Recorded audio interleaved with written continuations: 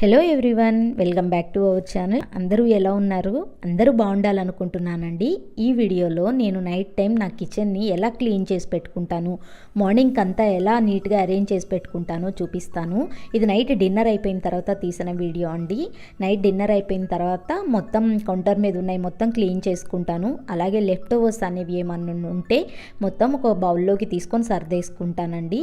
మళ్ళీ కొన్ని షెల్ఫ్స్లో నుంచి బయటికి తీసి పెట్టుంటారు కదా, అవన్నీ ఎక్కడ ఉన్నవి అక్కడ నీట్గా ప్లేస్ చేసేసుకుంటాను. స్టవ్ మీద ఉన్న ప్లేట్స్ అవన్నీ తీసి క్లీనింగ్కి వేసేస్తున్నాను. ఇంకా వెంటనే కిచెన్లో ఉన్న గిన్నెలు మొత్తం తోమేసేసుకుంటానండి. అలా తోమేసుకుంటే మనకు మార్నింగ్కి కూడా గిన్నెలు అనేవి ఏమి లేకుండా ఈజీగా అనిపిస్తుంది, హ్యాపీగా అనిపిస్తుంది. ముందు కిచెన్లోకి రావడంతో ప్రశాంతంగా అనిపిస్తుంది అనమాట నాకు. అందుకని వీలైనంత వరకు నైట్ టైమే గిన్నెలన్నీ క్లీన్ చేసి పెట్టేసుకుంటాను. ఇలా గిన్నెలు మొత్తం క్లీన్ చేసి పెట్టుకున్న తర్వాత నేను కౌంటర్స్ అనేవి క్లీన్ చేసుకుంటానండి.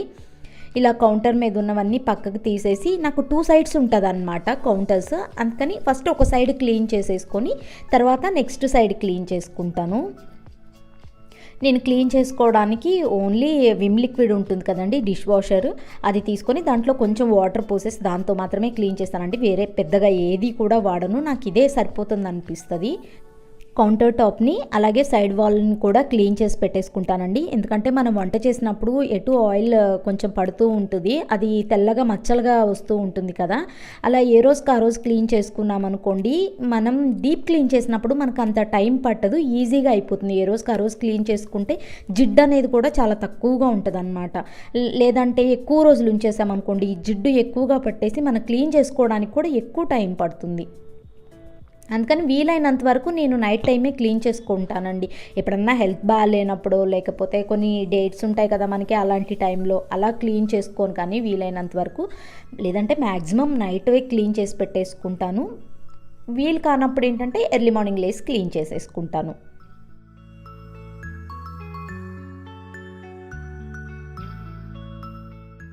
లిక్విడ్తో క్లీన్ చేసిన తర్వాత స్పాంజ్ వైప్స్ ఉంటాయి కదా, వాటితో క్లీన్ చేసుకుంటాను. వాటితో క్లీన్ చేసుకుంటే ఆ సోప్ మొత్తం పోతుంది, అలాగే జిడ్డు కూడా మొత్తం పోయి నీట్గా ఉంటుంది అన్నమాట. కిచెన్లోకి స్పాంజ్ వైప్స్ చాలా బాగా యూజ్ అవుతాయి.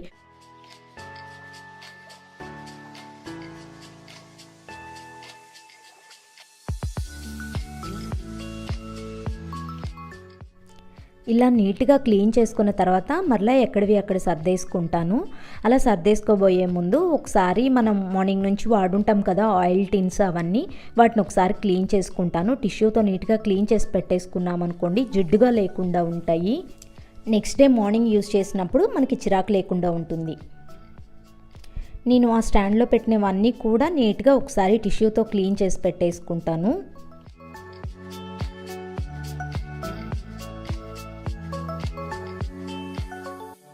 నేను ఒక్కదాన్నే వర్క్ చేసుకుంటున్నానని మా హస్బెండ్ కూడా వచ్చి నాకు హెల్ప్ చేస్తూ నాతో మాట్లాడుతూ ఉన్నారు టైంపాస్గా. డిన్నర్ అయిపోయిన తర్వాత ఇలా ఒక 1 అవర్ టైం స్పెండ్ చేసి ఇలా క్లీన్ చేసి పెట్టేసుకున్నాం అనుకోండి, మార్నింగ్కి రిలాక్స్డ్గా మనం కిచెన్లోకి రావచ్చు. లేదంటే హడావుడిగా పరిగెత్తడమే సరిపోతుంది మనకి కిచెన్లో. అందరి మదర్స్కి తెలిసిందే కదా మార్నింగ్ మనకి ఎంత హడావుడిగా ఉంటుందనేది. ఏముందులే తర్వాత క్లీన్ చేసుకుందాంలే అని వదిలేసేయకుండా ఏ రోజుకి ఆ రోజు ఇలాంటి చిన్న చిన్న పనులు నీట్గా క్లీన్ చేసి పెట్టేసుకున్నాం అనుకోండి, మనకి వర్క్ చాలా తగ్గిపోతుందండి. మార్నింగ్కి చాలా ప్రశాంతంగా అనిపిస్తుంది ముందు కిచెన్లోకి రావడానికి. ఏ హడావుడి లేకుండా మార్నింగ్ వర్క్ కూడా చాలా త్వరగా అయిపోతుంది మనకి.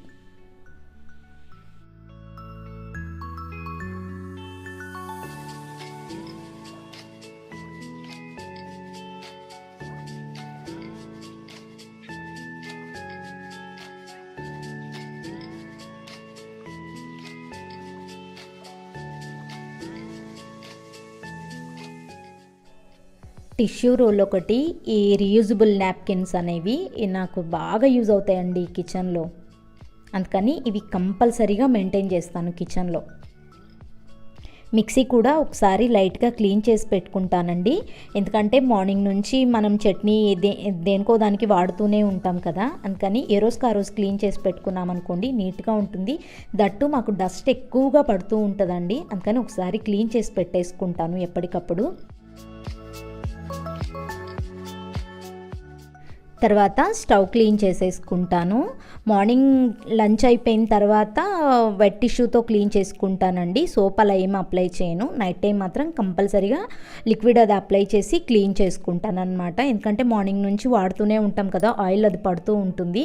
నేను ఎప్పటికప్పుడు క్లీన్ చేసుకుంటూ ఉన్నా కానీ నైట్ టైం మాత్రం ఒకసారి నీట్గా ఇలా క్లీన్ చేసి పెట్టేసుకుంటానండి.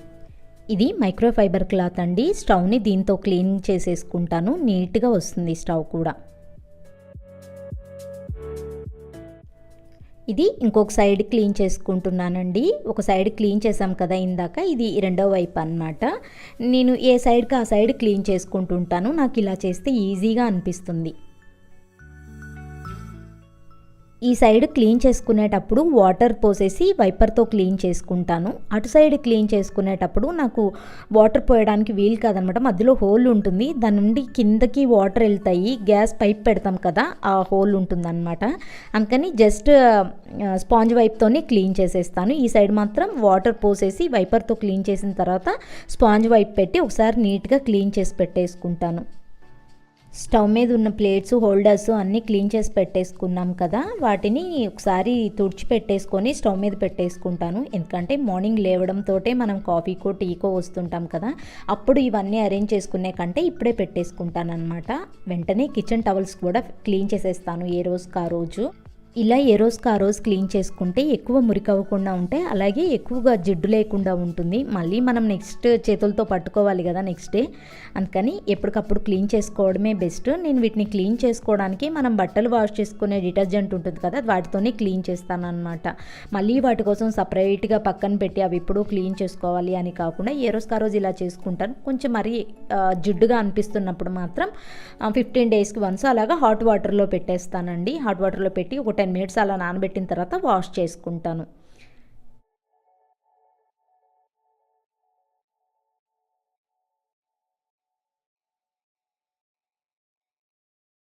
వాటి ప్లేస్లో మరలా కొత్తవి పెట్టేసుకుంటాను ఎప్పటికప్పుడు. ఒకటి నేను గిన్నెలు పట్టుకోవడానికి వాడుకుంటాను, ఇంకొకటి హ్యాండ్స్ క్లీన్ చేసుకోవడానికి వాడుకుంటాను.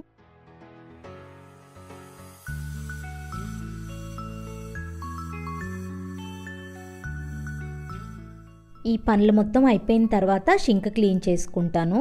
మనకి ఎక్కువ బ్యాక్టీరియా ఫామ్ అయ్యేది మొత్తం ఈ షింక్ దగ్గరే ఉంటుంది కదా, అందుకని వీలైనంత నీట్గా క్లీన్ చేసుకోవడానికే ట్రై చేస్తాను.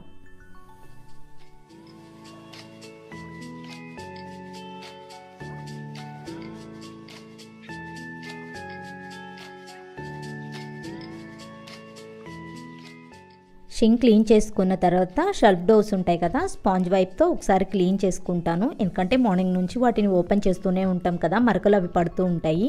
ఇలా ఎప్పటికప్పుడు క్లీన్ చేసుకున్నామంటే నీట్గా ఉంటాయి. తక్కువ టైమే పడుతుందండి, ఎక్కువ టైం కూడా పట్టదు. జస్ట్ పైనే క్లీన్ చేసుకుంటాను. ఏ రోజుకి ఆ రోజు క్లీన్ చేస్తున్నాం కాబట్టి అంత ఎక్కువ జిడ్డు కానీ మురికి కానీ పట్టదన్నమాట.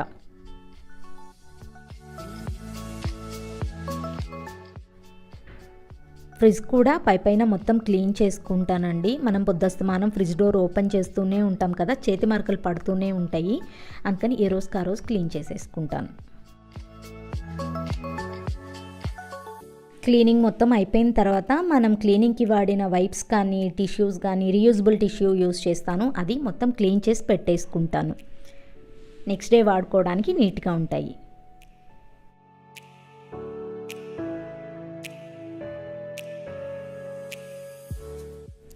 పిల్లల కోసం బాదం పప్పు నానబెట్టేసి పెడుతున్నాను మార్నింగ్కి.